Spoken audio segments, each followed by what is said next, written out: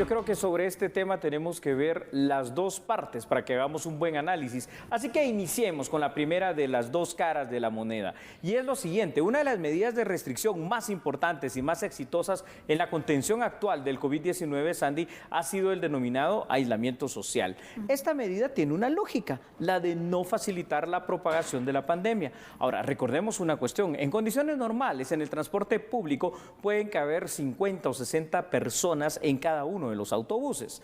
Quizás no sea el momento desde este punto de vista más adecuado para liberar el uso del transporte público, pues no existe la cultura o la disciplina en el guatemalteco a efecto de seguir instrucciones concretas en este caso. Ya las explicaremos luego en el análisis. También es muy improbable que se pueda establecer un límite de personas que viajen en cada autobús para evitar hacinamiento y cómo esto podría ser controlado o verificado. Esta es la primera de las dos caras de la moneda, es decir, aquella que nos indicaría que no es o el momento o no existe la disciplina social adecuada y conveniente para decir, en ese autobús que tú estás viendo, Sandy, ahorita en pantalla, solo 30 personas van a subir cuando pare, por ejemplo, en el Trébol y se suban 50 de una sola vez. Y es que ese es el punto, Julio, porque obviamente algunos indican, bueno, que empiece a funcionar y que si la capacidad es de 60, que inicie con 30, con 20 personas, pero seamos realistas. ¿Cuántos transportistas o cuántos pilotos van a hacer caso? Si en realidad, por ejemplo, cada unidad tiene una capacidad, por ejemplo, colocando el número de 60, ¿y cuántas personas vemos en un bus? Así es. Más de 60 personas. Mucho más de 60 ahora. Y tendrá también un rédito económico para el transportista de esta situación. Obviamente. Mire, si lo pongo a funcionar con solo 30, no me sale realmente para tener la ganancia. Esta es una de las primeras, ¿verdad?, de las dos hipótesis que se pueden establecer. Tal vez esta hipótesis de poner a funcionar en primera instancia el transporte pudiera ser de una forma ordenada y metódica. Por ejemplo, empezar con el que es mucho más ordenado, más disciplinado y más fácil de controlar por el mismo sistema que maneja. Me refiero al Transmetro en todo caso, ¿verdad?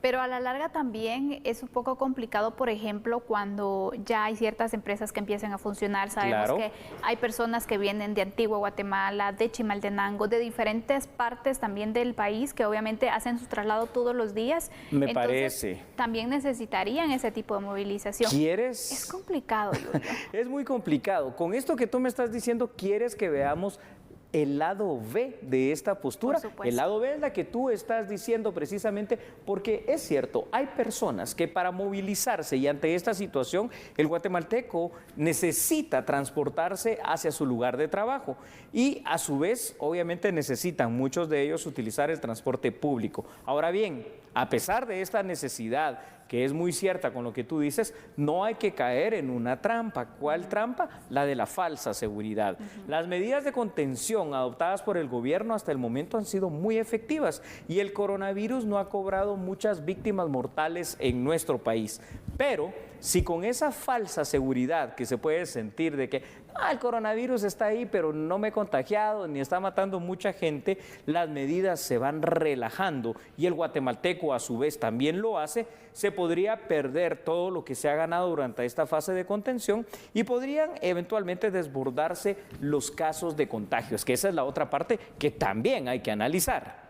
Definitivamente, Julio, porque obviamente sabemos la necesidad, pero estamos en una balanza. Sí. La necesidad por un punto, trabajo, pero también salud. Cuidar nuestra salud y nuestra vida, porque sabemos que una complicación por el COVID-19 nos puede llevar a la muerte realmente. Totalmente. Entonces, es una decisión muy difícil. Yo te diría en este momento, no estamos listos para habilitar el transporte público. Yo secundo lo que tú estás diciendo. A ver, te voy a poner un ejemplo.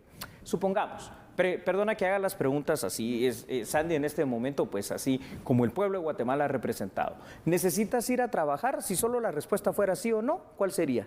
Obviamente, sí.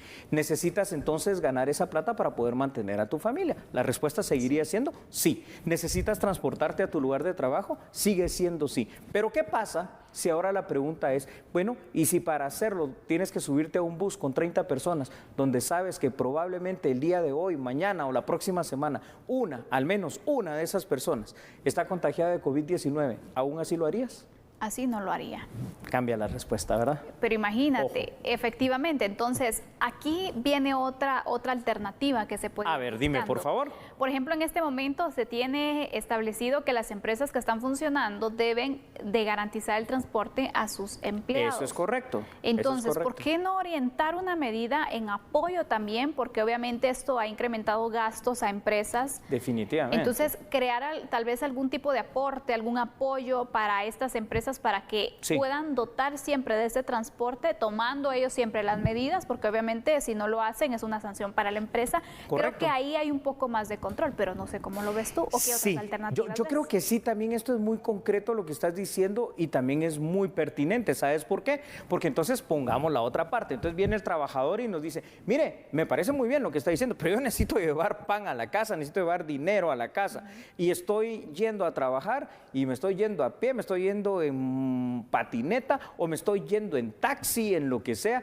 y estoy gastando prácticamente lo que gano desde en ese tipo de gastos del transporte alterno. Entonces está esa situación. Sin embargo, sea como sea, porque uno entiende la necesidad del trabajo, la necesidad económica y la buena contención que ha habido hasta el momento por parte del gobierno, de la sociedad guatemalteca, de lo que es el COVID-19, es decir, encontrar un equilibrio en esa balanza para no perder lo ganado. ¿Sabes por qué? Sí. Porque si simple y sencillamente se deja empezar a funcionar el transporte público en las condiciones que funciona aquí en Guatemala, dentro de unas 2 o 3 semanas vamos a tener, bueno, ¿cuántos contagiados el día de hoy? 80, 100, 120 y el número de muertos también podría elevarse de una forma considerable. Y ahí te preguntas, todas estas semanas en las cuales muchas personas no han estado trabajando, muchas empresas han estado también conteniendo obviamente el gasto, buscando la forma para seguir operando o seguir cancelando las planillas, todo eso, ¿de qué sirve entonces si no se siguen tomando estas medidas de contención que son muy importantes? Eso No es queremos correcto. aglomeraciones.